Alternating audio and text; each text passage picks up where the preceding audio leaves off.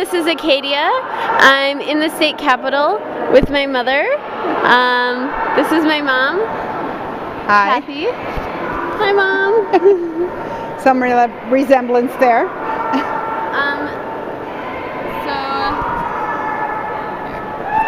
Actually, let's start by, can you introduce what you do, what your work is? I'm a media specialist in a middle school, which means I'm a librarian, and I take care of all the information needs of my school. It's pretty loud in here right now. And I instruct teachers, teach kids, try to make everybody like reading. And how long have you been a public worker? I've been a public worker almost since the age of 15 when I started working in a public library. Then I did work for a private college library for a while, but most of my career has been in the public library, so I can't even add it all up, 20 or 30 years. Alright, and when I was 5 years old, we all moved to Wisconsin from Iowa, and after that point, you were the main financial breadwinner in our family. And I'm wondering, there were 3 kids, and I remember you working overtime sometimes, and I was wondering if you could reflect on the finances of that and trying to raise 3 kids and having the benefits you had. Well, to begin with, the reason that I became the most dependable breadwinner, shall we say, is because your father's job was sporadic. He was working contract. So out of 12 months of the year, he probably worked about 6. So yes, it did fall to me to provide any health care. That was all on me because he did not have health care insurance as a contract worker. Probably the time that it hit me the most was later when he was an over-the-road trucker, again without benefits, so that my benefits were the only benefits we had.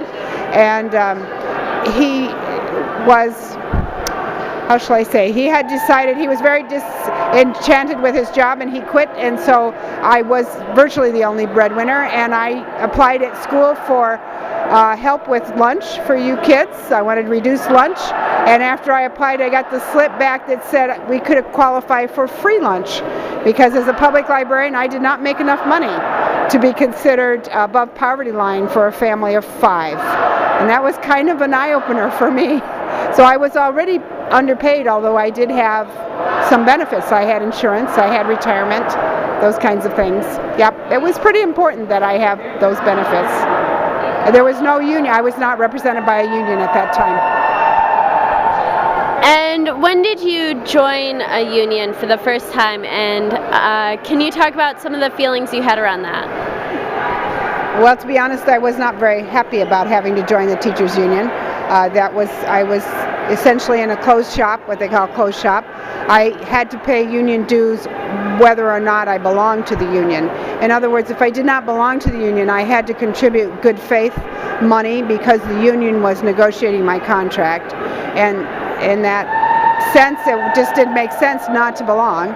So I belonged now for 11 years to the teachers union. Have never been asked to do anything that I did not want to do. And even when this incident came about with the budget repair bill, it was very much emphasized that we were to act our conscience. So I appreciated not being pressured by the union, which is one of my what I want to say, misgivings about unions is some of the pressure they put on their members to do things. But this whole action here in Wisconsin right now is totally different. It's very much voluntary. And can you talk about your decision to come down to the Capitol, what was it, 2 Fridays ago?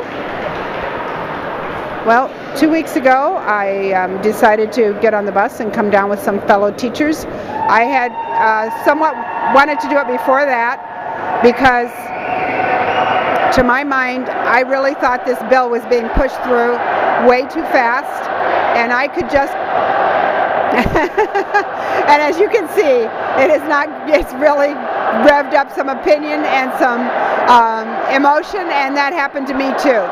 even after I thought about what was happening, what was going down, how it was going down, without any discussion or input from the minority. I guess my phrase that comes to my mind is, yes, we elected Scott Walker, but we don't have military coups here in Wisconsin.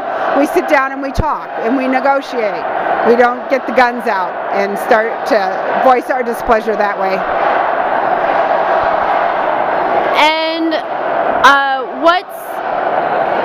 what sort of experiences have you gained from being here at the Capitol, and what things have impressed you the most? What are some of the strongest memories you'll keep from this experience? Well, probably my strongest memories will be from the first night I was here. It was a little bit foggy. We were outside to begin with, and there were many, many, many people here with their children. It was all very peaceful, which continues to impress me the most, is how peaceful everything is. The emotions are high. People are excited. People are committed to this, but they are not using violence. And the law enforcement is also being respectful of us, which helps a lot.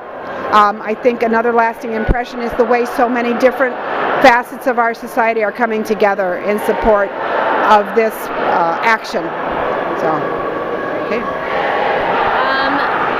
And I just want to say, Mom, I'm so proud of you, and I'm so proud we can share this together. I'm happy to be back in Wisconsin, and thanks for everything you've done. Well, I forgot to say one of the best things was that it brought you here from New York so that we could spend this time together.